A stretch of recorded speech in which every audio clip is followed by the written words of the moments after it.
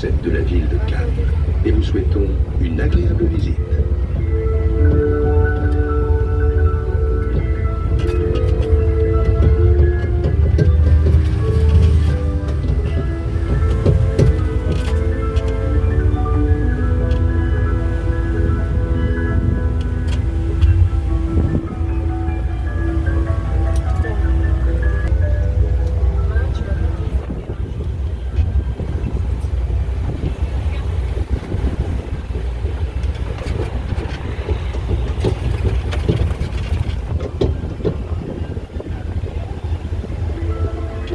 Voici le retour au Palais des Festivals et des Congrès. Son histoire est intimement liée à celle du Festival international. La ville de Cannes qui est choisie pour son ensoleillement et son cadre enchanteur. Pour accueillir cet événement, une première structure est construite en 1940 de l'actuel Hôtel Palais Stéphanie. Mais face au succès grandissant du festival, la ville de Cannes décide de bâtir en 1979 un nouveau Palais des Festivals et des Congrès. Le festival demeure l'événement le plus médiatisé après les Jeux Olympiques. Il a acquis sa renommée de plus grand événement cinématographique mondial grâce à sa capacité à mêler les atmosphères. Stars et jeunes talents, professionnels et cinéphiles, personnalités et anonymes se côtoient au rythme des standing ovations et des huées. On crie au chef-d'œuvre autant qu'au scandale. Une alchimie qu'aucune autre manifeste. Le festival du film doit bien sûr sa renommée mondiale à sa fameuse mémoire. Sur l'esplanade Georges Pompidou, non loin d'ici à 100 mètres du palais, vous pourrez marcher où figurent les empreintes de nombreuses célébrités. Sharon Stone, Harrison Ford, Clint Eastwood, Isabelle Adjani, Sophia Loren, d'autres.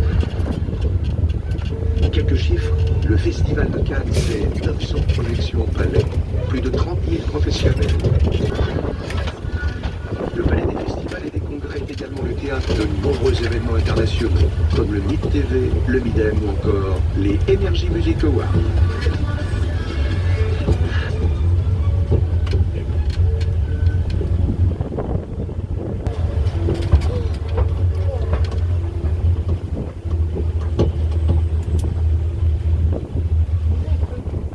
Sur votre gauche, le musée de la Malmaison. Ce pavillon est le dernier témoin du Grand Hôtel, un des plus prestigieux palaces du début du XXe siècle. Il fut le point de rencontre des familles princières d'Europe. Premier palace de Cannes, il avait à l'époque pour annexe le mythique pavillon de la Malmaison. Le Grand Hôtel fut démoli puis reconstruit en 1963. La Malmaison fut rachetée par la ville en 1970.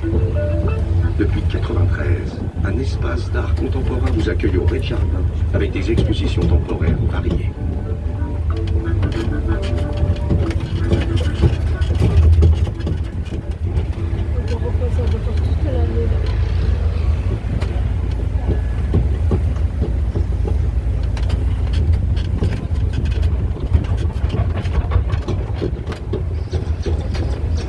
Sur votre gauche, une façade emblématique monumentale qui trône fièrement sur le croisette.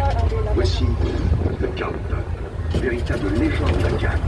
Avec un siècle de tradition, le Carlton continue de fasciner le monde avec sa façade historique, construite en 1911 par Henri Reuhl. L'architecture de cet édifice est caractéristique de la Belle Époque, symbolise les seins de la courtisane qui avait conquis le cœur de l'artiste. Les stars internationales et les membres des familles royales fréquentent depuis des décennies ce prestigieux hôtel. C'est le Palace des Stars, la star des palaces. John Travolta, Liz Taylor, Sharon Stone, Robert De Niro, Sophia Loren.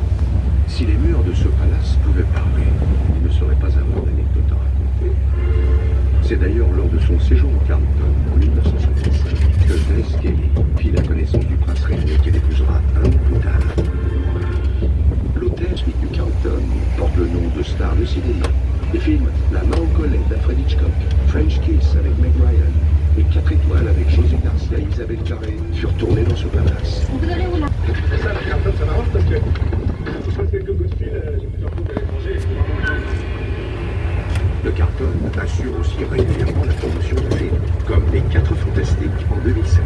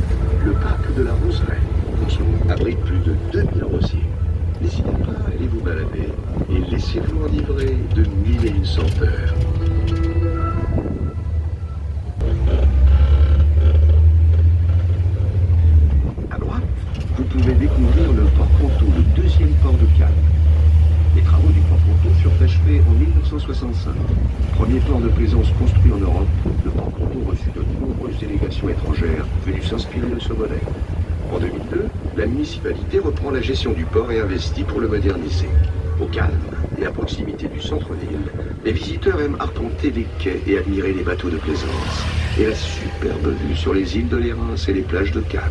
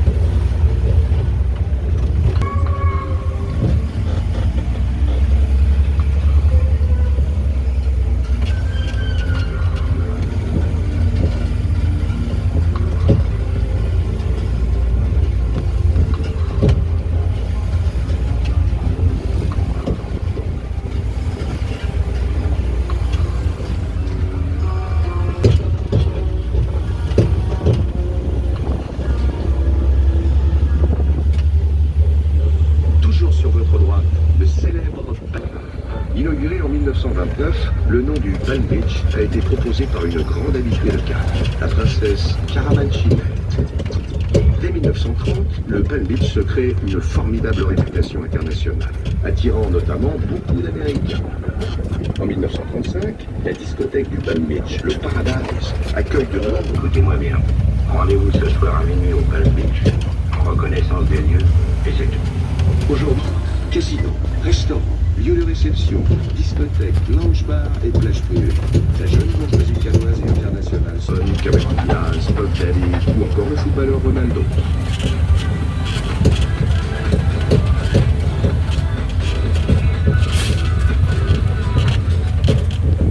En salle. Une partie de pétanque, ça fait plaisir.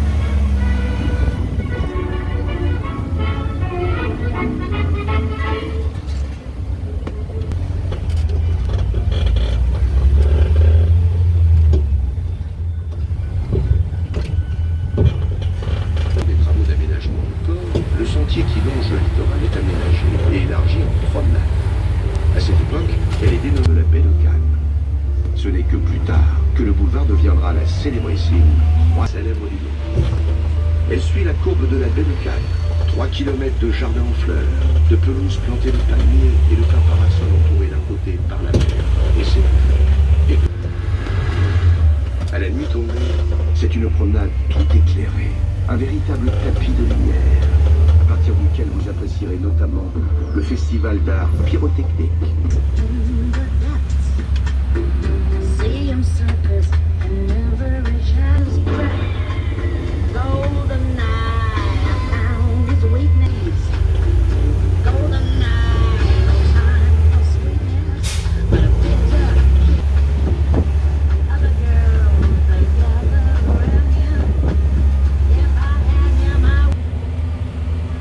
Le style Art déco dispose de la plus grande plage privée de toute la Croisette, ce qui nous permet d'accueillir chaque année le studio de télévision Canal+, à l'occasion du Festival de Cannes. Sharon Stone arrive sur le beau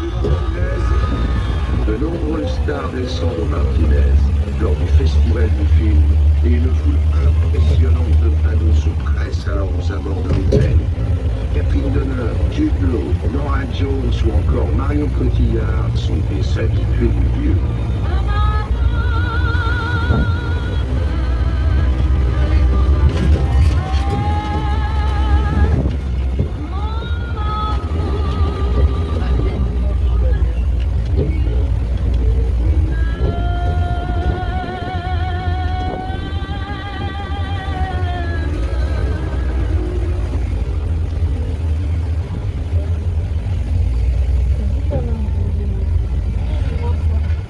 Moi aussi, ouais, c'est magnifique.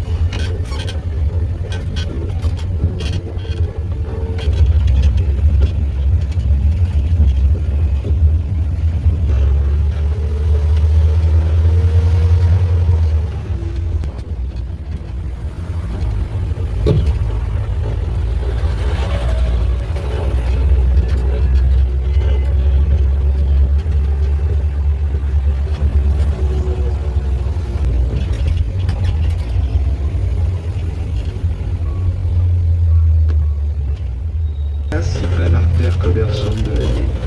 Elle rivalise de coquetterie avec la Croisette. Parfumerie, joaillerie, prêt-à-porter, la rue d'Antibes est l'endroit où il faut être au fût. Totalement fashion. La canatitude en tout son sens, ici. Autour de la rue d'Antibes, les ruelles et les carrés marchands du centre-ville comportent de nombreuses enseignes de prestige. Alors détendez-vous et appréciez la vue. Pretty woman, walking down the street. Pretty woman, the kind I like to meet. Pretty woman, I don't believe you. You're not the truth. No one could look as good as you. Mercy.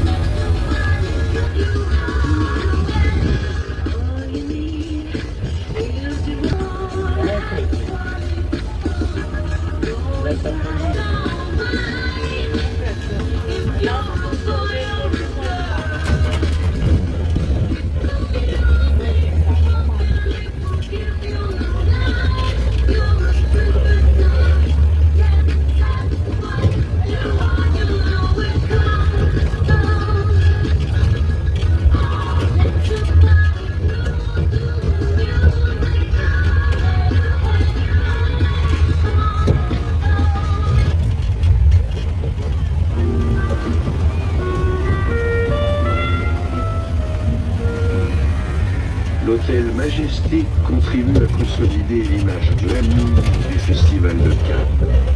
Inauguré en 1926, le Majestic fait partie des palaces les plus convoités de la croisette. La décoration de l'hôtel est extrêmement raffinée, notamment avec un mobilier Louis XV et Louis XVI. Symbole de luxe et de raffinement légendaire, le Majestic est très prisé et reçoit chaque année de nombreuses stars, comme Diane Kruger, Jim Carrey, Woody Allen, Monica Bellucci et sans oublier le réalisateur Fellini, Coppola ou encore David Lynch. Certaines scènes du film Running avec Jean Reno furent d'ailleurs tournées dans l'enceinte du Majestic en 1997. C'est bon, là, tu verras quand tu dessus de ma tête et tu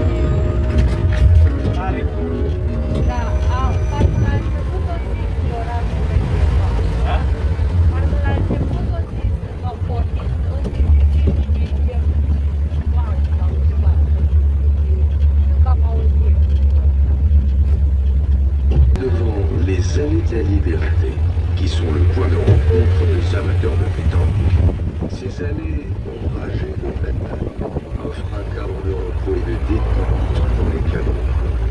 Tous les jours, il y a ici le marché aux fleurs et la rencontre le samedi. Le kiosque à musique date du 19e siècle. Il est encore aujourd'hui utilisé durant les festivités d'été.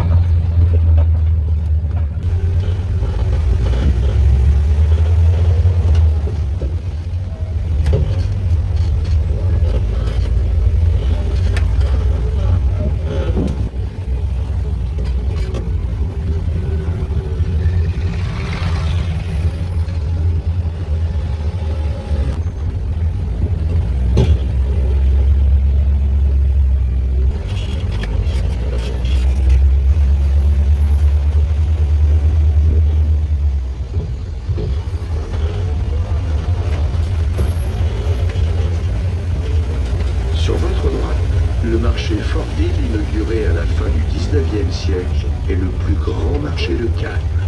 C'est le rendez-vous quotidien des paysans et des pêcheurs qui viennent vendre leurs productions locales.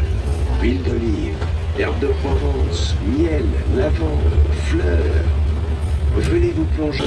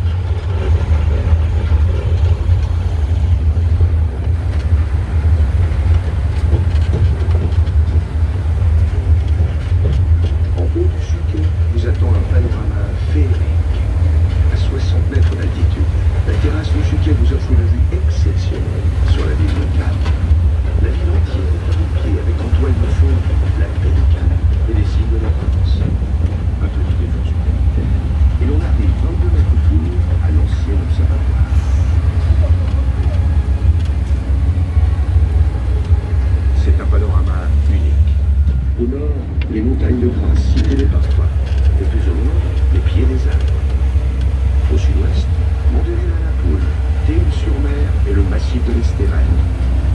Enfin, au sud-est, les allées, le port, la croisette du golfe Juan, les îles de l'Érins et la mer Méditerranée.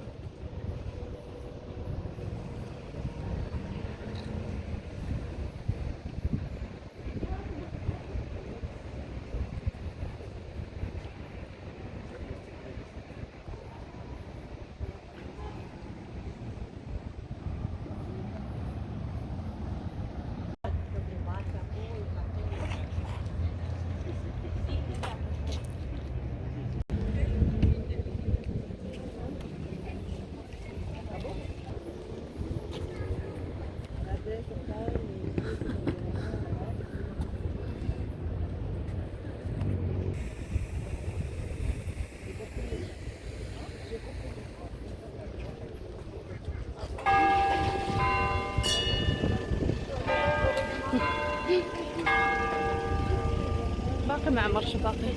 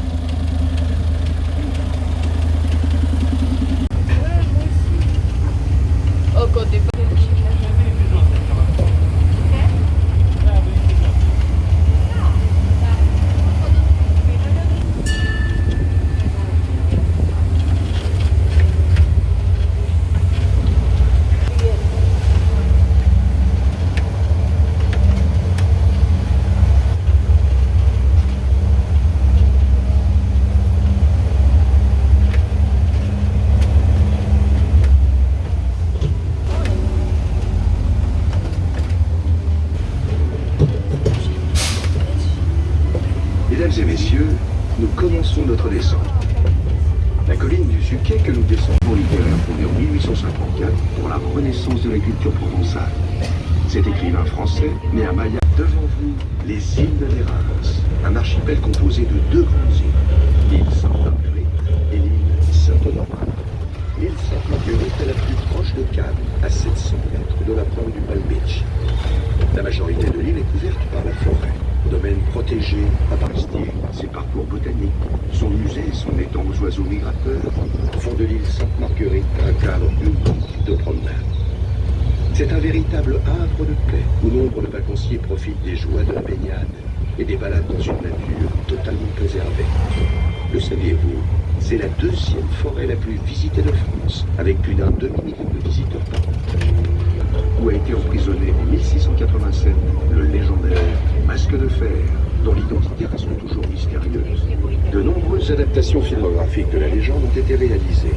La plus connue est L'Homme au Masque de Fer, réalisé par Randall Wallace en 1997. Leonardo DiCaprio y interprète le double pour une tournée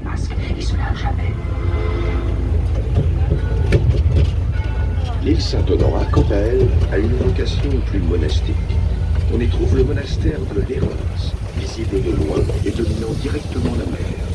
Il abrite une communauté d'environ 30 moines de diverses nationalités qui exploitent la ville. Joyau de l'architecture féodale en terre de Provence, le monastère fortifié a été construit du XIe au XIVe siècle et est ouvert à la visite.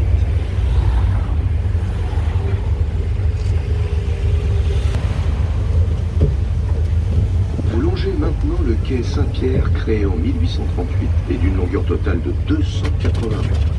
Le long du quai, vous pouvez admirer les bateaux du Vieux-Port, qu'ils soient de pêche ou de plaisance. Des barques colorées, le port avec sa grève, les pêcheurs qui s'affairent autour de leurs filets, et la jetée Albert-Édouard, où vont s'amarrer les plus beaux yachts du monde. À Cannes, le cinéma est partout. Le galion Neptune, bateau du film Pirate de Roman Polanski, a fait escale en 1986 dans le port de Cannes pour la promotion du film durant le festival. Il y restera plusieurs années, permettant aux amateurs de visiter le galion.